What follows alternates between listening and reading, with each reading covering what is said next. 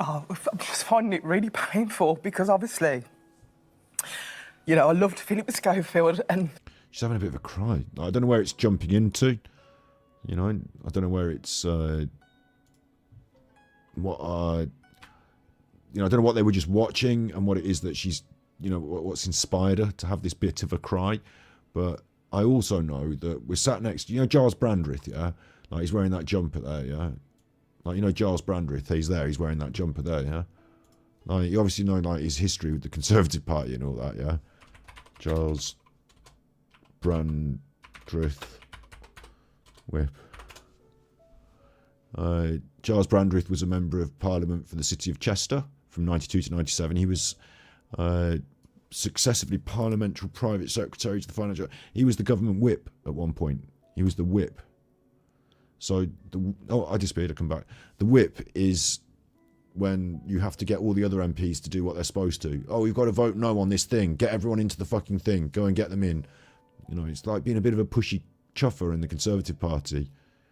The whip. Private Secretary to the Financial Secretary to the Treasury. Secretary of State for National Heritage. Secretary of State for Health. Served as a junior whip at the Environment Department. You know, what's he doing all that? And then just like, so he's that, is he? He's that. But you don't see him as that, do you? You see him as like this bloke with the jumper on the telly. So, like, imagine what's going on behind the scenes in the Schofield stuff. In this, like, there he is in his nice jumper, but take off his nice jumper. One solved mystery. Am I into true crime? Not massively, just as much as probably the next person. If you take off his jumper, right, then you put him in that jacket again. Now he's all of a sudden that, you know, sinister political figure. But like, you put that nice jumper on him. That's why he wears those fucking jumpers. He's like some, like, you know how like, he's like some, I don't want to say mad pedo wearing jumpers to attract children, but do you know what I mean? Like what's he doing wearing these colourful jumpers? Oh, it's because he's a lovely chap. Only lovely chaps wear colourful jumpers like that, you know? He's there looking at Alison. He's there looking at her. Like, they've had a conversation off camera. I wonder how much of this is contrived, and I wonder how much, all of a sudden, years of political, I want to say expertise or experience, you know, years of political, you know, experience persuading people politically, because that's what his job was as a whip, to persuade people politically. You know, I wonder if that comes into this at all. It's weird because I still love Phillip Schofield. However, I still love Phillip Schofield, says. I haven't even dug into it yet. I don't know, like, before I do my body language one, I don't really want to know much. I just want to watch the body language and just do it, and then we'll start talking about this and that as it, like, I want to see what I feel organically from the body language. I don't want to go in preloaded, but I do kind of want to know what my questions are. I think I already do. I think the questions are, is he a nonce? Has he been grooming people? Is there something bigger going on behind the scenes? They're the big three questions, I think. So, apparently, battery exhausted, Lottie says, in the 1980s, he was on Countdown and was quite funny. The jumpers were a thing on that show, and grannies knitted them for him. This was before the politics. I don't know. I still don't... I'm still saying government whip dressed in a jumper. I'm still saying that. what he's done is wrong. He's admitted it. He's said sorry. But I mean, as a family, we're all really struggling to process everything.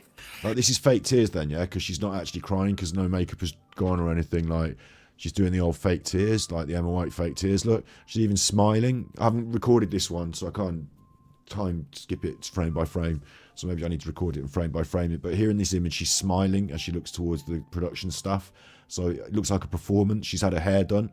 Like, she doesn't usually have her hair all done like that, does she? Or does she? I don't know. But, like, you know, main up front, get her on, wheel her out, like, get her doing this emotional thing.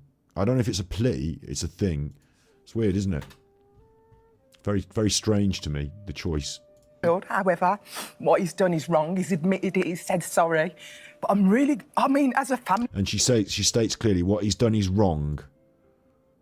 So she doesn't state clearly what it is that he's done, but she says what he's done is wrong. So she states that clearly. Said sorry. And he's admitted it and said sorry. We're going to look at the interview, you know, so we'll do that tomorrow on Twitch, so we don't get binned off, but yeah. But I mean, as a family, we're all really As a family, does she talk about the This Morning family, or does she mean her own actual family? struggling to process everything. Struggling to process everything, which is not, like, again, this feels like some contrived political language, like, because what do you mean you're struggling to process it? Like, haven't you known for years? And I'd never know what to say, but I remember what my mum said. My mum always said, Did your mom say struggling to process this as a family? Is this something you've actually been through in your family with someone else? Because you're talking about your mom always said. Is she saying that to you now? Is she not in the conversation now? Why are you bringing, like, struggling to process this as a family is a very weird thing to bring up, and now you're bringing up something your mom said in the past?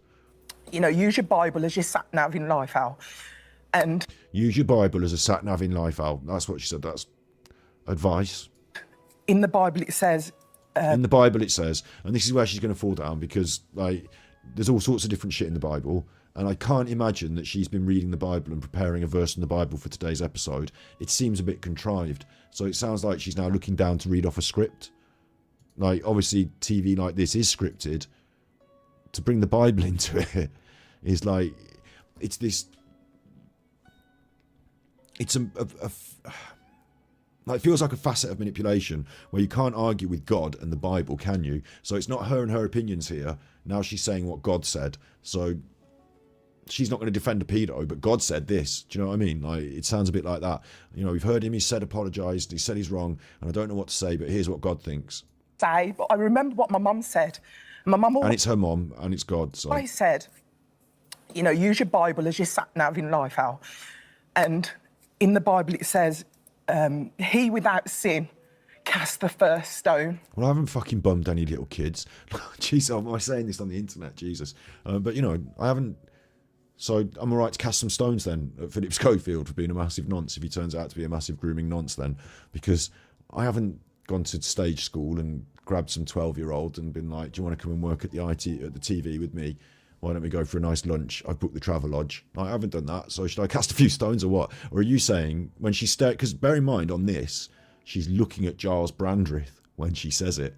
So I now wonder whether she actually decided to say that off her own bat in some sort of schism against the family, the This Morning family, whether she's like, you know what, I'm caught between a rock and a hard place here. I have to defend this nonce Phillip Schofield on the telly because Giles is telling me to, but I'm also going to say something that's a sort of guarded poke at Giles. Are you saying that Giles is also a nonce? Like, it feels like she's looking at Giles Brandreth and saying, like, let him without sin cast the first stone. So we're talking about people who have sinned. And as I said, the sin is like noncing, isn't it? So I keep saying nonce. This is going to get me binned off the internet. But isn't that right? Am I just like, you know, am I right or wrong here? Am I just not talking sense? It seems like she's looking at Giles Brandreth and calling him a nonce, but yeah. And I just don't want to...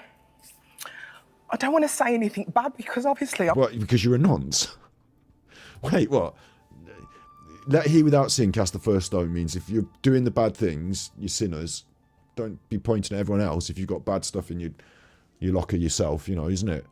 Glass houses and all that. So you don't want to say anything bad about Phil Schofield because you're afraid of your own sins that you've committed, and your own sins would veer into noncery then. This seems a bit weird for Alison to have said that on the telly, to be honest. So again, I think it's contrived. I think it's part of it. Do you think that she's come to them on the This Morning team and said, you know what, I'd like to make a little statement about Phillip Schofield today after we run that VT. I've prepared a Bible passage. Like, Dermot's doing his funny posture. I don't know what that's about, but... Schofield, however, what he's done is wrong. He's admitted it, he's said sorry. But I mean, as a family, we're all really struggling to process What's going everything. on with Dermot? Why is Dermot sitting there like he's a...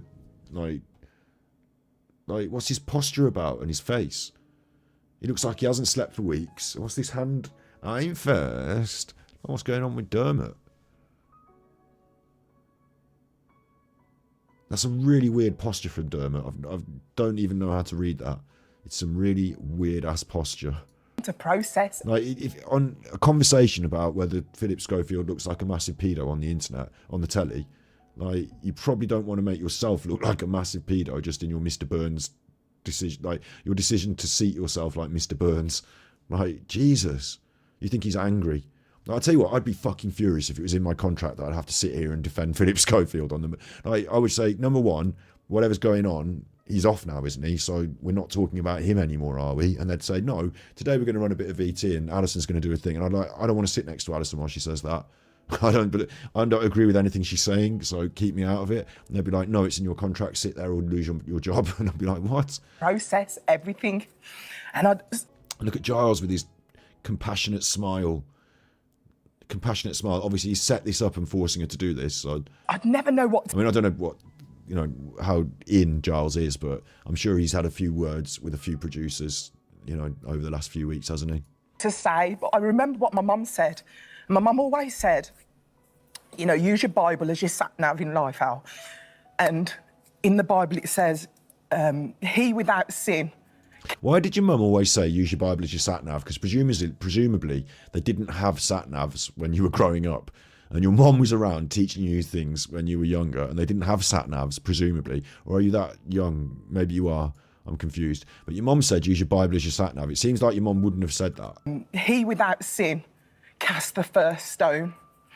And it's a micro expression. This is why I need to record it so that, hang on, playback speed, no. And he without sin cast the first stone. Look at that, caught you. Tiny half smile, accusatory, hands crossed in front of her, defensive. Defensive because she's being aggressive, not crossed, completely closed, still quite pointed and barbed. Let he without sin cast the first stone, and she's looking directly at Giles Brandreth. I don't know if I'm going to get myself killed here, but I'll tell you something. If you're all going, because people have said, right, you want to check out this Schofield stuff. Oh, it goes deeper and this and that. And I don't know how deep any of this shit goes. I'm just going to do a body language react on Phillip Schofield and see what it looks like, yeah? But one of my big questions is, does it go deeper? Now, one of my big questions is, what's going on with Giles Brandreth? Why is she looking at him accusatory with the half smile? Look at her face. Yeah, any of you at home, this face is not I've just said this thing about the Bible and Phillip Schofield. It's like a poke, isn't it? And now she goes back to that serious and sad and looks down and away. So it's like we've done our little moment and now we're down and away and we're off again. We're back on script. And what's with the emotional appeal?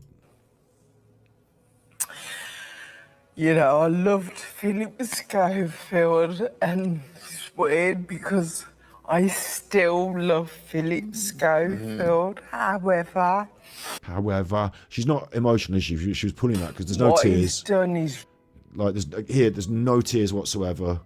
She's moved away from that emotional bit very, very quickly within the first 10 seconds. She doesn't even speak for the first 5. So she's just gone. The emotions are gone. That emotional crying bit takes less than 10 seconds to get over. So she pulls that face there.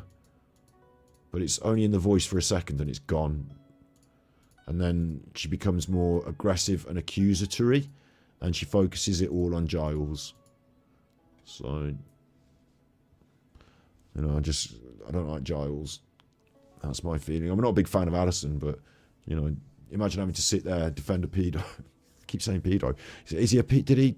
No, what he admitted to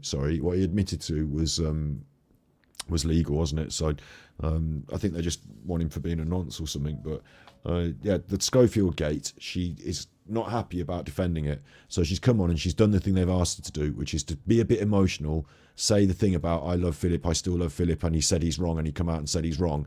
But then I think this bit about the Bible, she might have thrown in herself. I think she might have made it seem like it was going to be innocent, but actually it looks like she's having a pop at Giles. That's my feeling on that. I wanted to react to that as a setup to it, so I've done that now. I'll have to cut that out and edit it out and put it up on the channel. Yay.